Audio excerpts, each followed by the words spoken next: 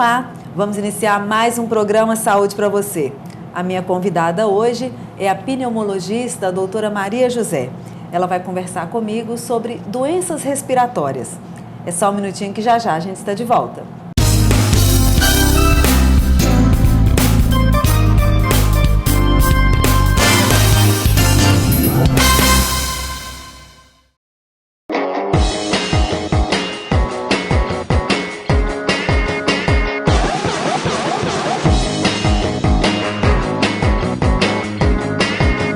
Doctum TV, online 24 horas. Estamos de volta com o programa Saúde para você.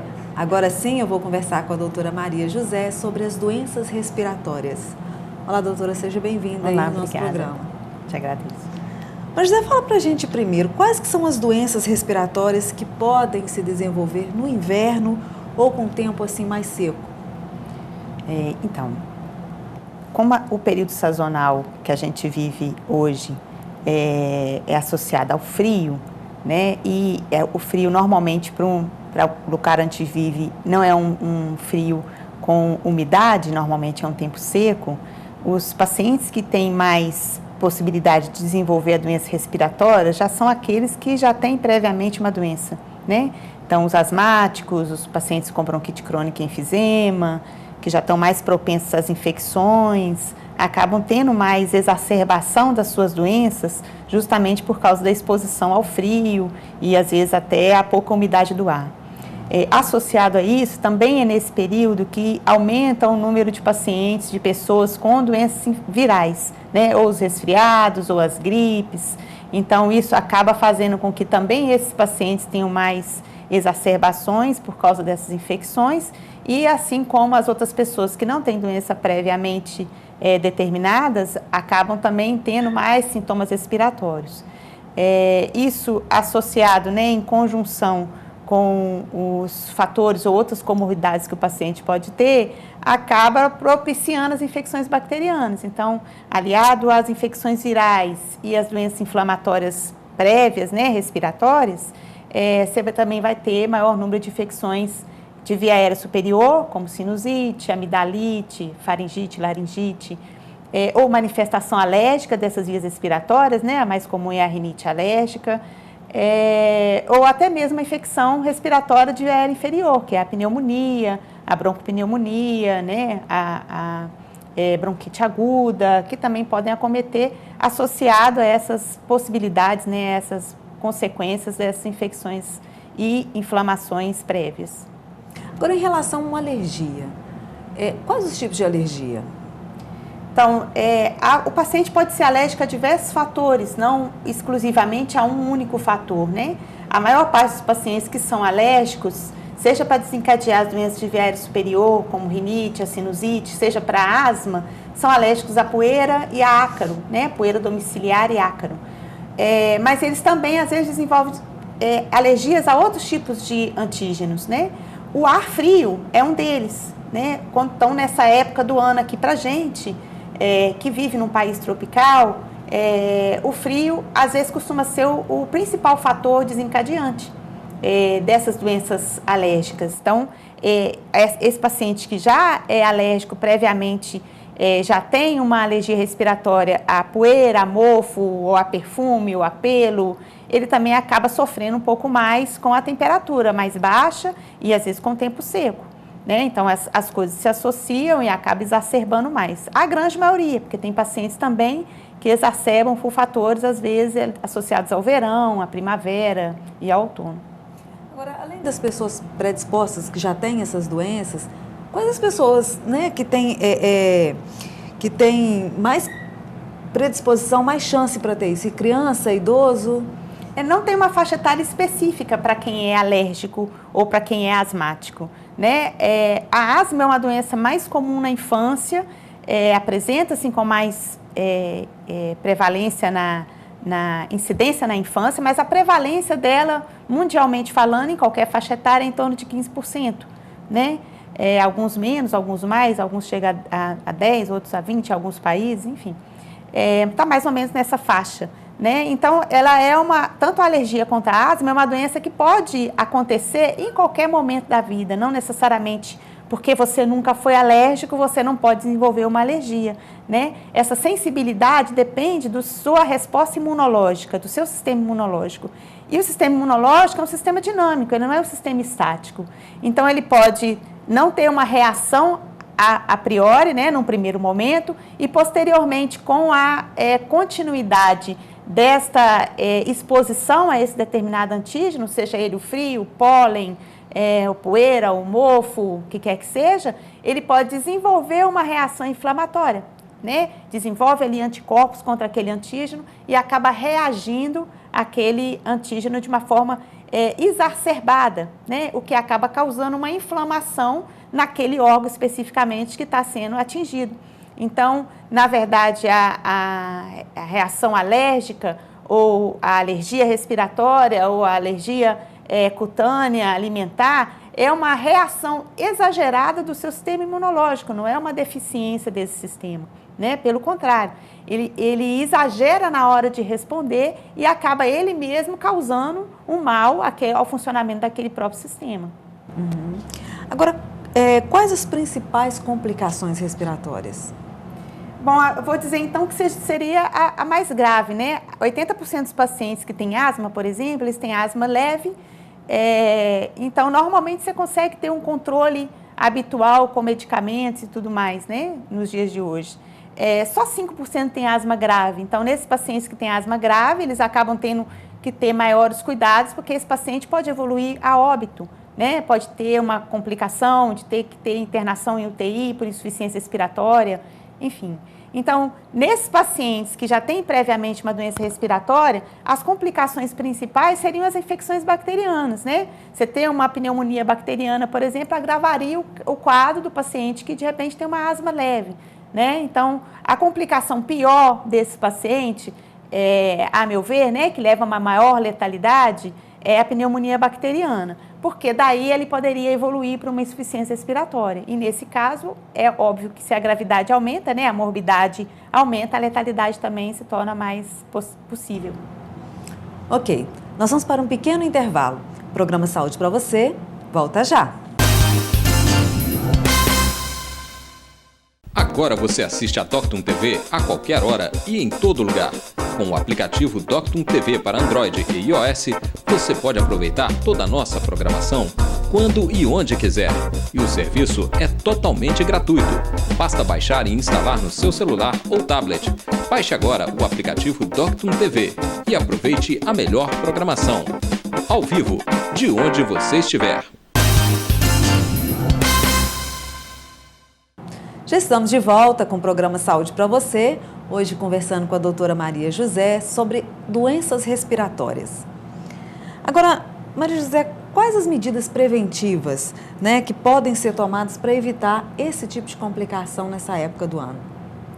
Então, na medida preventiva em relação à saúde pública é a vacinação, né? A vacinação contra o vírus influenza, ela não dá uma imunidade completa, é só contra alguns tipos de vírus influenza, especificamente desse ano teve 3 tipos. Isso, na verdade, é feito nessa faixa etária específica e para gestante, justamente porque essas pessoas se encontram numa situação, né, as crianças, os idosos e a gestante, que a imunidade pode não ter uma resposta muito rápida ou muito eficaz em relação à infecção viral. E nesse caso, você criando essa resistência prévia, né, se deu a vacina com o vírus atenuado, ele criou ali uma resposta imunológica. Se ele tiver um contato com o vírus novamente, ele vai ter uma reação já prévia e de repente essa infecção não vai ser tão grave e causar tantos danos, né? Com isso a gente consegue diminuir a porta de entrada para a pneumonia bacteriana, que seria o caso de uma letalidade maior morbidade, maior letalidade. E isso conseguiu realmente diminuir esse índice de morte por pneumonia bacteriana nessas faixas etárias específicas, né? Então, a vacina da gripe influenza é um dos tipos de prevenção que são utilizados especificamente nesse grupo, justamente pelas particularidades que ele tem em relação ao seu sistema imunológico. é recomendável que ele seja feito em todo mundo? Nem todo mundo tem a mesma dificuldade, né? E ali você está tendo uma imunidade só com 3 tipos de vírus influenza, você não fica livre dos outros vírus, adenovírus, rinovírus e outros influenzas que possam acontecer e possam ter contato. Então, na verdade, a grande maioria da população, a prevenção é principalmente evitar a doença, né? Evitar o contágio. E a gripe passa de pessoa a pessoa, né? É contato direto, de mão, de boca, de abraço, de beijo. Então, quando a pessoa está sabidamente gripada ou resfriada, ela tem um potencial de infectar uma outra pessoa. Por isso que nessa época acaba se perpetuando mais, o vírus se replica mais e também passa mais de uma pessoa a outra, porque é mais comum o contato no local fechado, né? Ele circula mais ali naquele ambiente que está pouco arejado, enfim, isso acaba sendo um fator complicador. Agora, para as doenças respiratórias inflamatórias ou alérgicas, enfim, nesse tempo seco é importante hidratar bastante, né? Melhor forma de hidratação é beber água, que às vezes a gente esquece no período do inverno, porque não sente tanta sede, né? A umidificação do ambiente, às vezes é necessária, pode ser lá com as medidas caseiras de toalha, ou usar o umidificador. Desde que realmente o tempo esteja seco, a gente está numa variação climática muito importante, né? No Brasil mesmo a gente vê chuva no litoral, seca no interior, então isso acaba às vezes sendo um fator também complicador para aquele paciente, às vezes viajante, que passa de um local para o outro, num lugar está seco, do outro lugar está úmido demais, frio, quente, enfim. Essas mudanças de temperatura também influenciam muito e às vezes você evitar o clima é mais complicado. Então essas medidas práticas e às vezes preventivas, que parecem às vezes pouco efetiva, mas pode de repente pelo menos amenizar a possibilidade das infecções, né? A garganta seca, o nariz ressecado, né? Isso acaba sendo um fator que vai ali na sua mucosa criar um fator facilitador, por exemplo, para as infecções, seja ela bacteriana, seja ela viral. Então, fazer essas medidas é uma boa escolha. Agora, as pessoas com esse tipo de sintomas, doutora, têm o hábito de se automedicar. Qual o risco que elas correm? Então, numa infecção viral, existe o tempo de replicação viral, ou seja, o paciente vai ter sintomas e o vírus vai morrer e aí, nesse caso, a infecção vai acabar de forma espontânea. Normalmente, a gente não utiliza um antiviral para tratar as infecções virais, a não ser que ela seja grave e tenha uma indicação precisa, né, determinada para usar um antiviral. Então, é comum que as pessoas vão à farmácia, pede ajuda para o farmacêutico e aí acaba utilizando um combinado lá, né, um analgésico, um vasoconstritor, um antialérgico, para diminuir a sintomatologia da gripe ou do resfriado, né, no caso. Às vezes usa um xarope, né, então isso acaba não sendo muito efetivo, né, porque ele não vai resolver a infecção viral, na verdade ele vai meio que amenizar, talvez, os sintomas. Num paciente que não tenha nenhuma doença prévia, talvez isso seja imperceptível, né? Ele vai tomar aquele remédio ali, não vai ter muita consequência, não vai ter muito efeito adverso.